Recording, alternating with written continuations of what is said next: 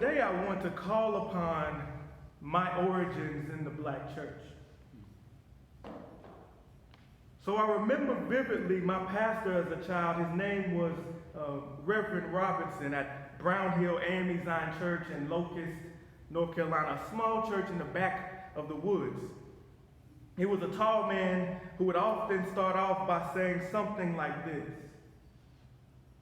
look at your neighbor and say, neighbor, oh neighbor, God is going to bless you today. So I want to try this in Trinity today. Trying to get back to my roots. So I want you to look to your neighbor and say, neighbor, oh neighbor, have you eaten your bread today? Neighbor, oh neighbor, have you eaten your bread today? So look to your other neighbor and say, neighbor, oh neighbor, have you eaten your bread today? Neighbor, oh neighbor, have you eaten your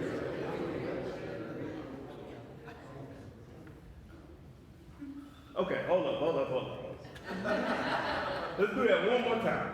Look to another neighbor and say, neighbor, oh neighbor, have you eaten your bread today? Neighbor, oh neighbor, have you eaten your bread today? Okay, I think we're getting there, I think. Have you eaten your bread today?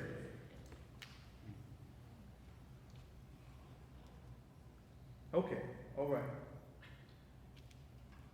If we could take one moment and think about some things from our upbringing, something that your parents and guardians did that did not make any sense at all.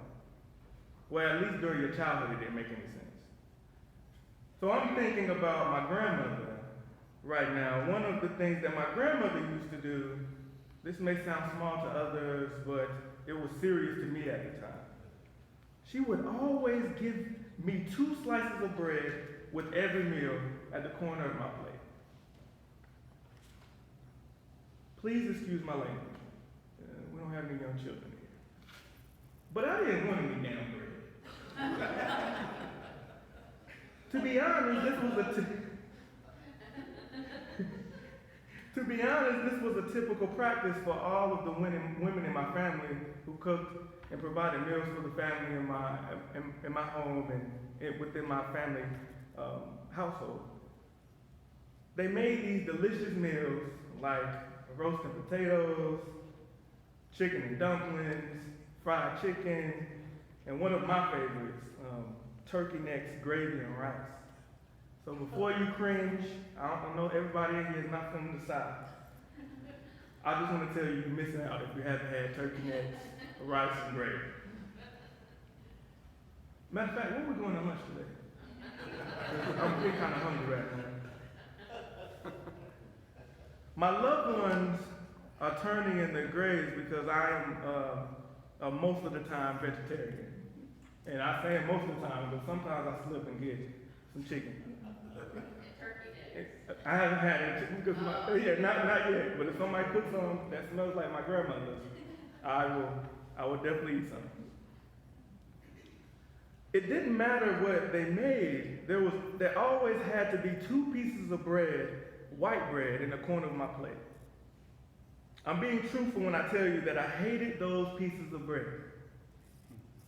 So I got really good at not eating them.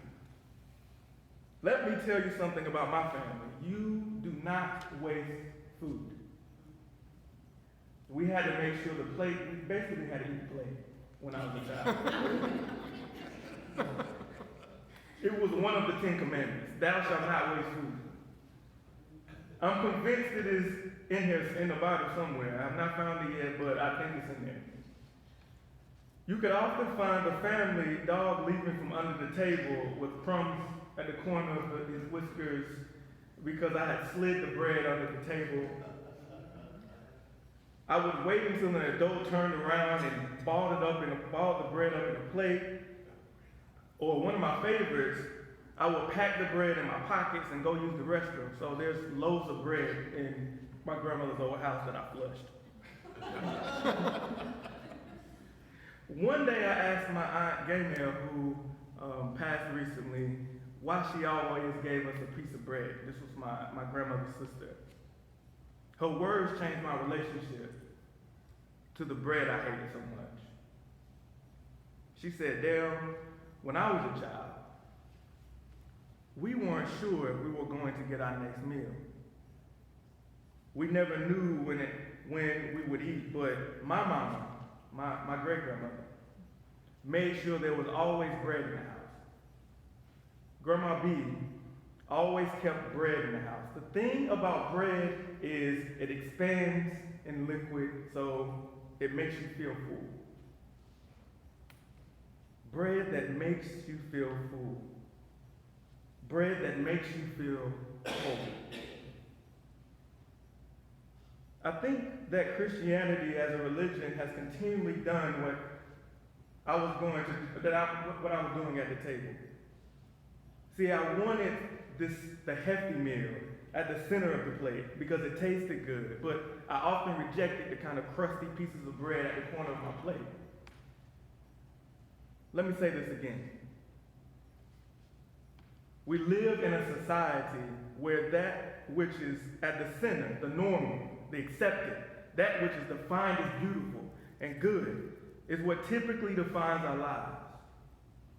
In fact, I would even argue that it impacts the way in which we're able to walk with Jesus. So again, Trinity, I simply want to ask, have you eaten your bread today? Have you eaten your bread today? Our scriptures for today tells a story of a crowd that has followed Jesus to the other side of the lake. In verse 28, they ask what I believe to be an imperative question. A question that I believe that we should continually wrestle with in Trinity UCC. And that question is, what must we do to do the works God requires? What must we do to do the works God requires? Jesus responds in a direct, straightforward way. The work of God is this: to believe in the one he has sent. I feel like it is important here to frame Jesus here because there's so many images of Jesus that I find problematic and just wrong. To remind us of the Jesus that we claim to follow. Jesus is a poor Palestinian Jew, a person of color. Now, I think everybody in here knows that and believes that, but I mean, I've been through seminary and been to different seminaries, and I'm tired of seeing white Jesus. And not understanding how that image was created, but it is problematic and it frames the way that we engage the world in a very particular and dangerous way. A person of color situated inside a land being occupied by Romans, being occupied by whiteness. Jesus is a person of color who comes from a people who are being dominated and controlled by whiteness. Jesus is a man of color whose community's children are being ripped away from their parents and sent to work as slaves. Jesus is a person of color whose body was in danger when he traveled in public transportation in his time. And I feel like it's important here to lift up the name of Neil Wilson, who was stabbed to death on a public transportation in Oakland. Jesus is a person of color whose land is being gentrified by those with money and power, like what is happening down the street here in the Logan community. This is the Jesus that we in this church claim to follow. This is the Jesus we claim to follow. The work of God is this: to believe in the one he has sent. To believe in the one he has sent. The thing that we must think about, hold, and pursue is to is the path of Jesus. This path is a hard one. It does not always feel good. The path requires deep self-reflection, continual failure, a willingness to get up, a willingness to love within our own failure. This includes learning and relearning to love yourself in a deep pursuit of healing and justice in our world. This requires that the church that claims to uphold Jesus reflect upon its mission in the world. The work of God is this: to believe in the one he has sent. Does the church really believe in Jesus? Or has the church simply exploited Jesus' mission?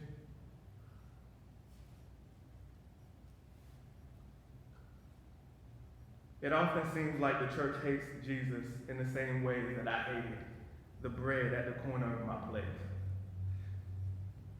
We oftentimes want to ball Jesus up in a napkin and slide him in the trash like I did my bread, completely ignoring the blood, sweat, and tears that it took to get that bread on my plate. The ways that bread nourished the bodies of many, the ways that bread fed the souls of a people held in bondage and rebelling against that same bondage. My aunt told me the bread expands in your stomach to make you feel full, to make you feel whole. In verse 35 of our scriptures today, Jesus says, I am the bread of life. Whoever comes to me will never go hungry, and whoever believes in me will never be thirsty. Jesus said, I am the bread of life. The bread of life. When those who struggle with mental illness lack resources for support, the bread of life indicts that society. Have you eaten your bread today? When the extinction rate of our wildlife is at a catastrophic rate, the bread of life has an indictment. Have you eaten your bread today? When an orca mother is grieving and explaining the death of her baby in the world, carrying that dead body of the dead orca for miles and days, forcing us to reflect on our daily impact on our oceans, the bread of life has an indictment. Have you eaten your bread today? When certain communities are forced to make decisions about if they will ignore the pain in their chest because medical bills are too high, too expensive, the bread of life has an indictment. Have you eaten your bread today? When certain bodies have to live with fear of death hovering over their bodies because our society would not accept them for who they are, I know that the bread of life has an indictment for us all. Have any of us eaten our bread today? Have we eaten our bread today? Trinity, will we choose to eat our bread today? Will we embrace the journey of our bread today? I am the bread of life. Whoever comes to me would never go hungry, and whoever believes in me would never be thirsty.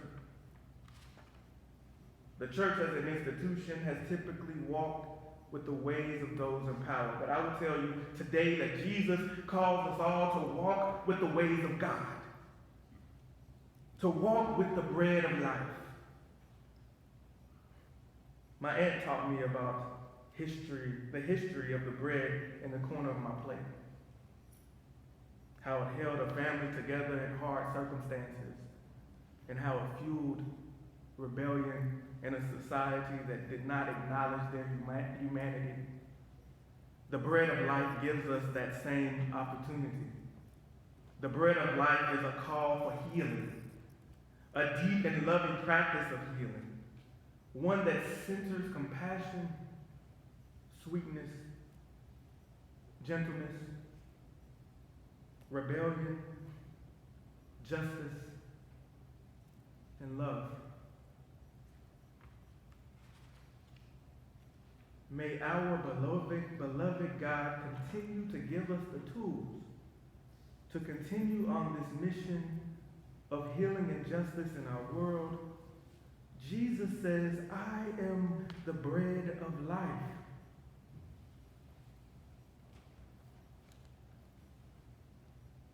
Have you eaten your bread today?